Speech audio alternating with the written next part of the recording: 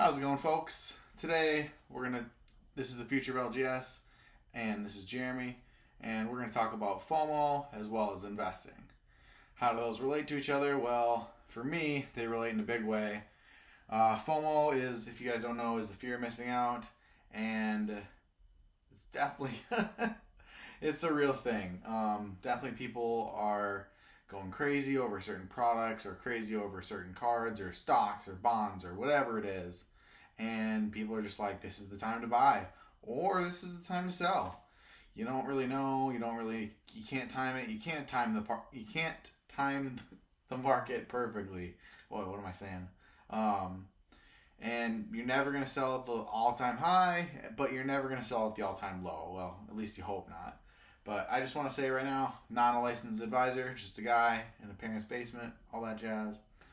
So if you're listening to me, I don't know, you might got some other issues, but overall, I just want to say how FOMO affects me. I know in the last couple months, probably a couple years, I have had some time where there's been like, oh my gosh, this is a really good deal, I have to buy it, and I know that it's going to go to the moon or whatever, and it flops.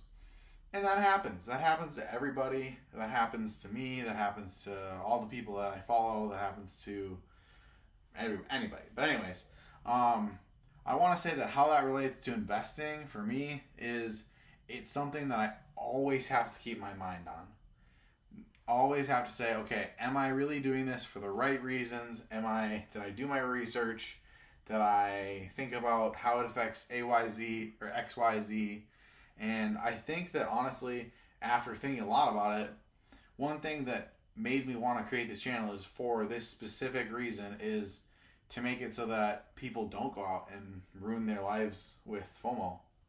I know for a fact that when you put things first that should go first, one, like a house, your family, your partner, whatever it is, and all that jazz, you're going to end up better off. Because as much as it's fun is to click, or to message somebody and say, oh, I want this, or I'm going to buy this, or I'm going to buy that, or open packs. Like I can open this pack right now. This Medizu pack. But ultimately, you gotta go where the important things are at first, and ultimately that's gonna make you better off. It's gonna make future better off, and if you can put a good amount towards retirement or however you're doing it, 401k or all that jazz, you're gonna be better off. But anyways, let's talk about it from a card game perspective. How does FOMO affect us from a specific way? For me, let's say I mentioned briefly in my intro video that I played Flesh and Blood. I played Flesh and Blood, and I was just having a really good time. I was enjoying myself, and all of a sudden, a couple weeks went by, and I was starting to win more and really kind of understand the game. And all of a sudden, it kind of hit me. I was like, oh, this isn't really like kind of where I'm at. And so I talked to a friend who had been talking about it because I came from a previous game before Flesh and Blood, but something was missing. And how this kind of relates to FOMO is I felt like I was missing out on another card game. Like there was something else that I was chasing. I didn't know if it was Medizu, I didn't know if it was Digimon, I didn't know what it was. But ultimately, I think that's what helped me create this channel. And I think that's what's going to help me with you guys, helping me realize my just love of generic card games and love in investing. I think that FOMO is definitely something that should be watched out for and is something that you need to be careful of, but sometimes it's something to be embraced. And now I'm not going out and saying that you need to go out and buy everything or go out and start an LGS. But you definitely need to do your due diligence, and you need to take time, and the research is such a cliche word, but you gotta do your research. You gotta do the things that you need to do. You gotta save, but ultimately, you know what? We're gonna open this pack right now. I wasn't planning on it, but you never know And I did my due diligence on this pack. I know that I could afford it, and I know that I really want Old Scratch. So we're going to open this pack today. So let's see. See if I can do this backwards.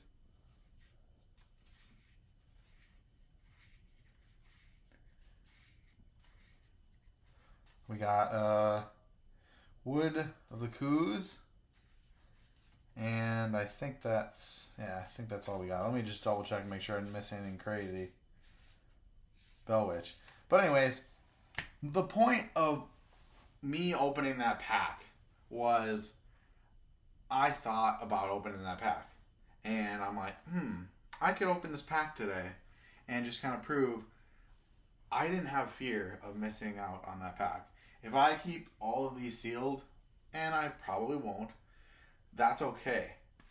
You don't need to open this pack to prove anything to anyone. I think that's very, very important, in fact. You don't need to prove anything to anyone at any point. FOMO is big to yourself, but also big to other people. People like to make statements about what they're doing with their lives, what they want to prove to the Jimmys, the Johnsons, the neighbors is what I'm trying to get at. They want to prove to say, I'm doing good, and I'm doing great, and yada yada, see my stuff, and that. But my point in that is, I'm probably going to leave a lot of this sealed. Because I like it, it has value to me, it has sentimental value to me, and that's just okay. You shouldn't have to have fear of missing out on everything that you have in your life, especially when it comes to card games. Because a lot of the time, a lot of this stuff, Flesh of Blood Monarch, Digimon starters, could go to the moon, could not, but especially those two are probably going to be better left off sealed, and in my opinion, might be worth more in 5-10 years sealed. If I open this, there are exclusive cards in there that, are pretty good in the meta, just got reprinted, but ultimately, these have a pack in them, and I don't know. Anyways, could be worth more in the long term if the game continues to succeed. And I think that's kind of where I'm trying to get at with this video, is that you don't know what is going to succeed. You don't know where things are going to go, but you got to have your bases covered first. One of the things that's really important to my business plan is you can't just go out and impulse buy. Because trust me, I have been there and I have done that, and you don't want to listen to that. It is a hard time, and it is hard pressed in our brains to say buying or clicking or whatever. There is so many things that in this world we are just like programmed to like, and the buying market is just crazy for that. So ultimately, what I'm trying to say today is don't let FOMO control your lives. Investing is great into cards. Opening cards and opening packs and buying sealed product is great. But you can't let it control and take over your lives. There are more important things than cardboard. I know, I said it.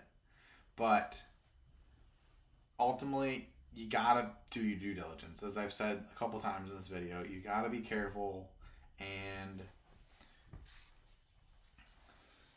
see this? Old Scratch is not in here.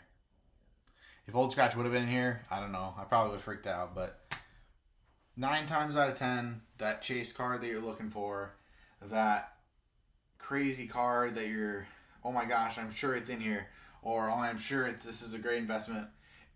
It might be, but it also couldn't be. So I think that I'm going to end the video on this and just say that ultimately, guys, cardboard, it's a great topic, but you got to make sure that your bases are covered and that you do the things that you got to do. You got to make sure that you're doing your 9 to 5 or whatever job you're doing, and you got to make sure that you are doing everything that you need to do.